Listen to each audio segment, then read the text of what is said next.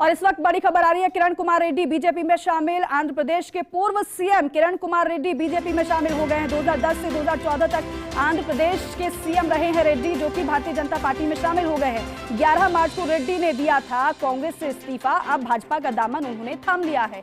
दिल्ली में बीजेपी दफ्तर में सदस्यता उनको दिलाई गई है और ये तस्वीर आपको दिखा रहे हैं किरण रेड्डी, जो कि भाजपा में शामिल हो गए हैं। कल की अगर बात की जाए तो अनिल एंटनी, जो कि भाजपा में शामिल हो गए थे, ए.के. एंटनी के बेटे हैं।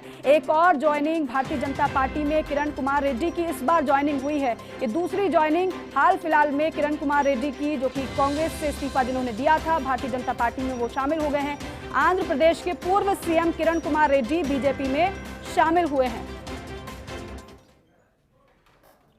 Leadership of the Honorable Prime Minister, Mr. Modi ji, Amit Shah ji, and all of your leadership.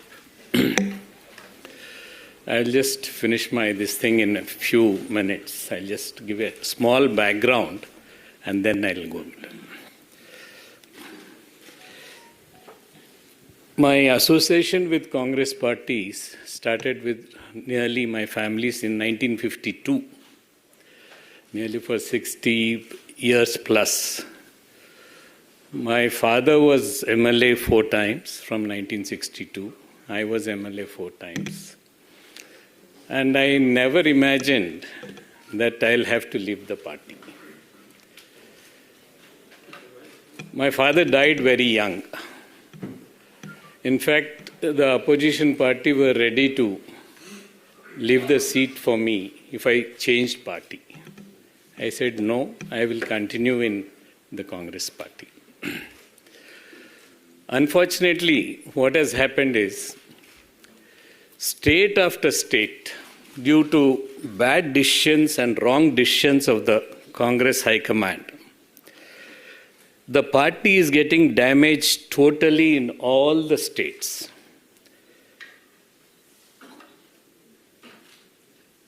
They don't interact with the people.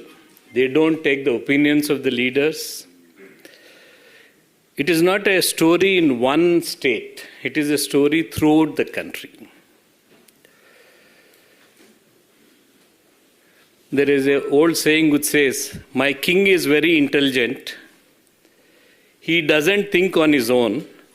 He doesn't listen to anyone's advice. I think you understood what I meant.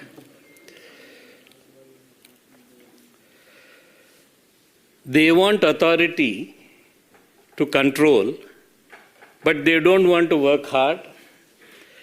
They don't want responsibility.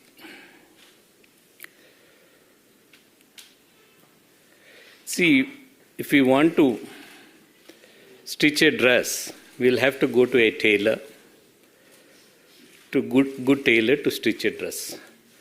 We can't ask a barber to stitch a dress because he uses the scissors. So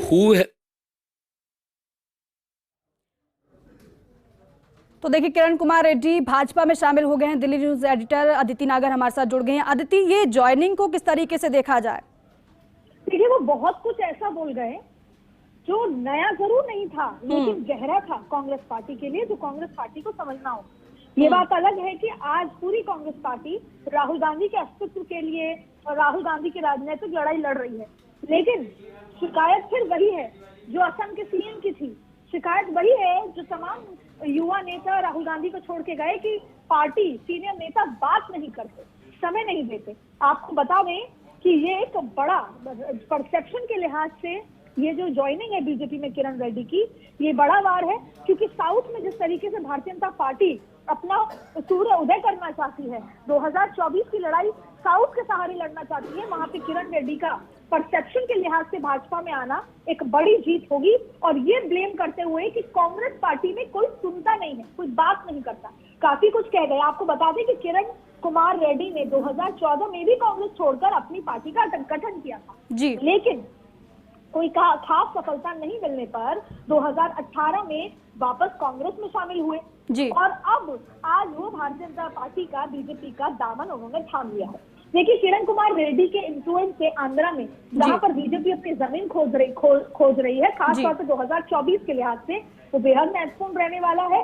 इसके अलावा एक और बहुत महत्वपूर्ण बात यह है कि जहाँ तेलंगाना, क्योंकि आंध्रा तेलंगाना ये तमाम इलाके एक दूसरे को इन्फ्लुएंस करने वाले हैं, आंध्रा में कांग्रेस को ये झटका दिया है और पूर्व सीएम किरण कुमार रेड्डी भारतीय जनता पार्टी का दामन उन्होंने थाम लिया है। और जानकारी के मुताबिक जैसे बीजेपी हाईकमान के संपर्क में वो पिछले लंबे समय से थे, बीजेपी के नेताओं के साथ उनकी कई दौर की बैठकें भी हुई थी, सारे पहलुओं पर बात फाइनल पहले ही हो चुकी थी और अब वो बीजेपी उन्होंने आज ज्वाइन की। आपको बता दें कि 11 मार्च को कांग्रेस से उन्होंने दोबारा इस्तीफा दिया था और ये भी बताया जा रहा है कि पिछले कुछ समय से कांग्रेस में हो रही अपनी जो बातचीत ना हो पाने, जैसे आज उन्होंने खुलकर कह दिया, उससे वो लंबे समय से नाराज चल रहे थे और कांग्रेस पार्टी से नाता तोड़ने का फैसला उन्होंने पहले ही कर लिया था। उन्हें दिल्ली में भी कांग्रेस अध्यक्ष मल्लिकार्जुन खड़गे को एक पत्र लिखा था, उसके जरिए उन्होंने अपना इस्तीफा भी भेजा था। लेटर में उन्होंने लिखा था कि उनसे खत के माध्यम से उनको कांग्रेस पार्टी की प्राथमिक सदस्यता से इस्तीफा स्वीकार किया जाए, उन्हें पार्टी छोड़ने के कारणों का भी जिक्र किया। ये तमाम चीजें हुई थी और आज इसका नतीजा ये है कि भारतीय जनता पार्टी का दामन उन्होंने थाम लिया है और परसेप्शन की लड़ाई में एक बार फिर भारतीय जनता पार्टी की जीत हुई है। अदिति, दो सवाल। पहला सवाल ये कि किरण कुमार रेड्डी का भाजपा में आना भाजपा को कितनी मजबूती प्रदान करेगा, पहला सवाल ये। दूसरा ये कि अकेले ही आए हैं या फिर कुछ लोगों को लेके आए हैं या आगे आने वाले दिनों में कुछ और ज्वाइनिंग हो सकती है? देखिए, एक और बात, एक लाइन का रेजिग्नेशन किरण कुमार रेड्डी ने दिया था और ये तब होता है जब मन सिटक चुका होता है। दरअसल बात यह है कि भारतीय जनता पार्टी के लिए साउथ में किसी भी दूसरी पार्टी का नेता अगर आता है, क्योंकि भारतीय जनता पार्टी का खास तौर पे आंध्रा, तेलंगाना, इन सब की बात करें तो कोई खासा ना वोट बैंक है, ना कोई खासा संगठन है, जरूर पिछले दिनों में खड़ा हुआ है, लेकिन एक पूर्व सीएम किरण कुमार रेड्डी जो अपनी पकड़ भी रखते हैं और आज अगर वोट बैंक उतना जबरदस्त उनका है या नहीं है, लेकिन वो भारतीय जनता पार्टी को सही दिशा में ला सकते हैं, मुख्य धारा में ला सकते हैं। तो किरण कुमार रेड्डी का भाजपा में आना भाजपा के लिए तो फायदेमंद है, क्योंकि साउथ में अगर कोई एक कार्यकर्ता भी दूसरी पार्टी से नाराज होकर भारतीय जनता पार्टी के साथ आता है तो वो बीजेपी को जीत दिलाता है। देखिए, आखिरकार नरेंद्र मोदी के चेहरे पर ही चुनाव लड़ा जाएगा, नरेंद्र मोदी की योजनाओं पर ही चुनाव लड़ा जाएगा, लेकिन लोकल लीडरशिप खास तौर पे उसमें राजस्थान की भी बहुत बड़ी भूमिका है, हालांकि वो नॉर्थ में आता है, लेकिन साउथ में खास तौर पे क्योंकि लोग नरेंद्र मोदी के सिर्फ चेहरे को। ठीक है अदिति, किरण रेड्डी अब भाजपा में तो शामिल हो गए, लेकिन भाजपा को इससे कितना फायदा होगा ये आगे देखने वाली बात होगी। फिलहाल के लिए आपका शुक्रिया।